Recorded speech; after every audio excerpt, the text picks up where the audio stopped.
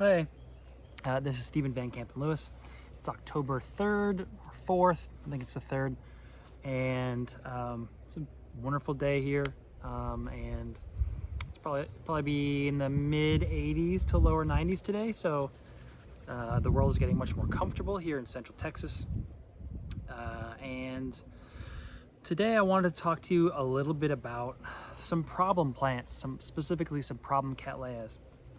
And the goal of today's discussion is not really about you need to do this to fix this problem. It's more about thinking outside the box and trying to understand why you're having this problem or why your plant is having this problem. You know, as most of you who are watching this for a while know, I mostly grow Cattleyas, like you can see here and here. And there's a bunch over there, and there's some over there, and Cattleyas, which are mostly all over there. And I grow those for a couple of reasons. One of them is I like them. Got to keep the hobby interesting and not grow things I'm not particularly interested in, like Phalaenopsis or slipper orchids, which I'm not into for whatever reason.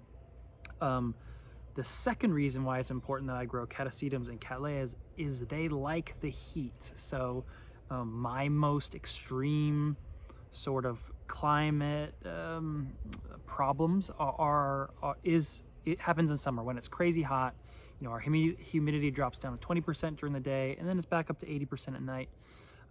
So the plants that I grow outside, as you can see, have to contend with months on end of 105-degree temperatures. So I grow plants that I like and that can take my climate.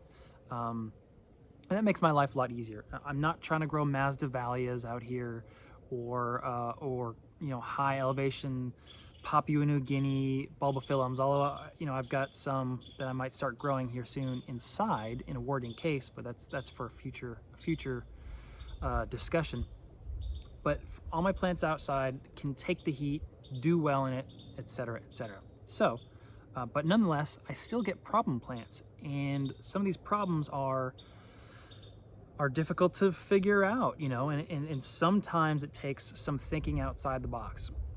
So today I'm going to show you two species that I've had problems with and why they're a little tricky. Two Cattleya species, I should be specific. Two Cattleya species and why they're kind of tricky to deal with. The first one is Cattleya porphyroglossa, and if you recall, I guess it was this spring, I showed a plant with really cool blooms. Porphyroglossa is this really odd Cattleya, not often grown, so I was super happy to see, I was super happy to buy it, some years ago as a seedling, and B, I was super happy to see it blooming this year for the first time. But as soon as it bloomed, I noticed that it was not doing well, so it's still not great. Look at this scraggly little thing. This is not a picture-perfect Cattleya, right? And so it was blooming. It was blooming on this growth.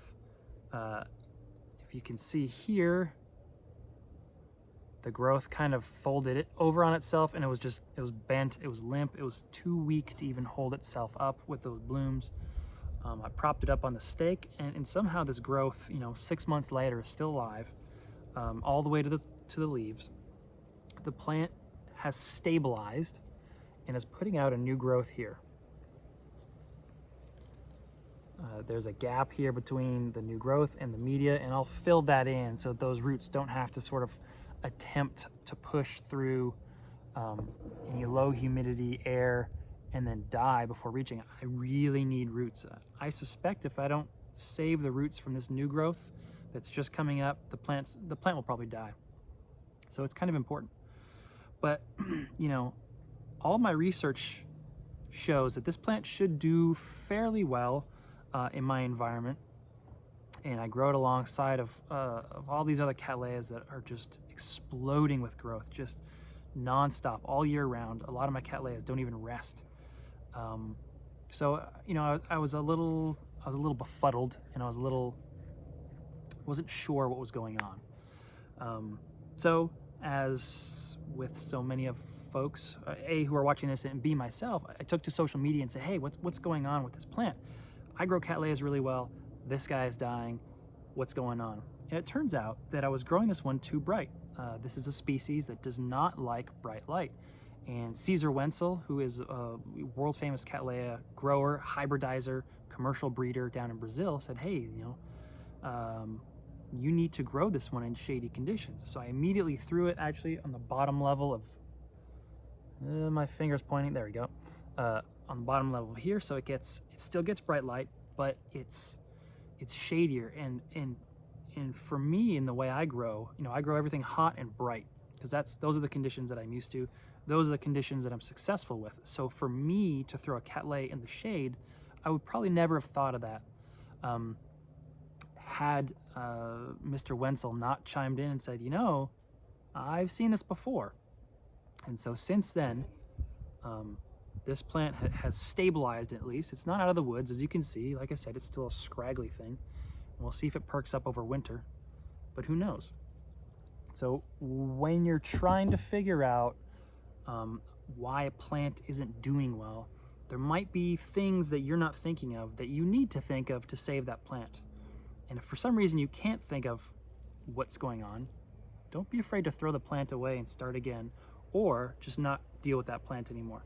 Now, my second species that I'm having trouble with is Cattleya warscewiczii, which is a species that, I kind of wondered, I started growing 4 or 5 years ago, probably 4 years ago outside, and I was worried that it would be too hot. I had a bunch of growers, well-known growers, assure me online, hey, warscewiczii is a heat lover, it'll do fine. I wasn't entirely convinced of that considering its natural conditions, but anyway, I bought a bunch of plants, and some of them have done very well, and some of them have not done well. And let me show you the ones that have done well. So this, I bought a compot from H&R Orchids, H&R Nurseries over there in Hawaii. This is warscewiczii caerulea, and I bought a compot, and the seedlings are just huge at this point. They are doing really, really well. Got a new growth coming here, as you can see. Each of these growths is just getting bigger and bigger. It's exactly what you want. I've got, a dozen or so plants that basically look like this. They're doing really well. But then I have the adults. Now the adults, a larger plant should look better than a seedling. So if your conditions are too hot or too dry or too cold, too whatever, it should be the seedlings, the smallest plants, that are going to die first. However, my seedlings are thriving, but my adults are not doing well. And so you can see, for example, this is Ituango by SVO, which is warscewiczii, and two cultivars, or excuse me, two clones that are crossed. But look at these. Like, for example, this growth can't even hold itself up. Look at how scrawny these things are. And this is just not a happy plant. It's not dying, but it's not doing well, right? Which is kind of strange. Why would the seedlings do well, but the adults don't? And let me show you another one. This one's doing better. This one I showed you was blooming earlier this year. It has these amazing, huge flowers. It's Bedford by Self. No, it's Semi-Alba by Bedford. This is from Fred Clark over there at Sunset Valley Orchids. And this really took after the Bedford parent with a really deep maroon lip and these just crystalline white petals and sepals.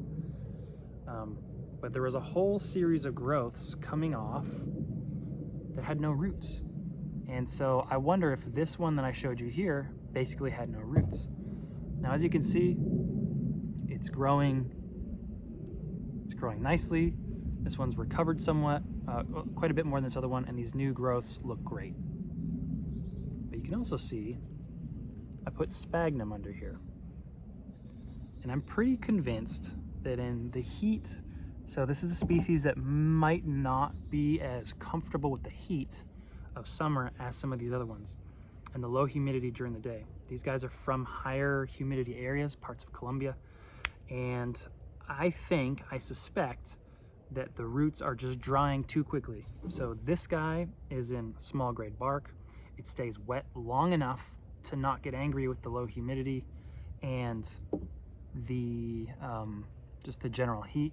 Whereas this one in in a pot, you know, with big holes in the bottom, large grade bark, I think it's simply just that the adults are drying out too quickly and are unable to handle the heat and the low humidity during the day for summer. So I've got new roots popping out of this growth. I've jam-packed a bunch of sphagnum under there in an effort to really increase moisture around the roots. I did something similar under a growth here that was putting out new roots before these growths started. So what happens when you grow something really well, like I do, Cattleyas in general, there are certain things that you don't, you know, I guess you sort of get comfortable, or maybe you get cocky, right? And you're like, I could grow Cattleyas. And there are always going to be some of those tricky ones that don't necessarily grow like all these ones that are surrounding me, that need a little something extra, that you can grow, but with a little something extra. Now, like I said, Masdevallias, they're not going to take 105-degree temperatures out here. Dracula, same thing. Some of these cooler growing, you know, odontoglossums or high elevation bulbophyllums are not going to do well. But if there's a plant that just needs a little tweak, sometimes that plant will be able to adapt, or you can change how you grow that plant so that it grows better under your conditions. So I showed you these adults. They're by no means out of the woods, but you know, as you can see by the seedling, these warscewiczii should do just fine. It just takes a small tweak in the growing conditions that you're employing or utilizing for your plants. And one of the things that you can do to understand these is social media. There's a lot of great stuff on social media. There's a lot of great growers. There's a lot of crap on social media, and a lot of terrible growers who've been growing something for 1 or 2 years and think they're an expert. But there's a lot of really good growers, and once you can find those people on social media and bouncing ideas off them, it's a great idea. If you're not that interested in social media, then you know there's always your local orchid society.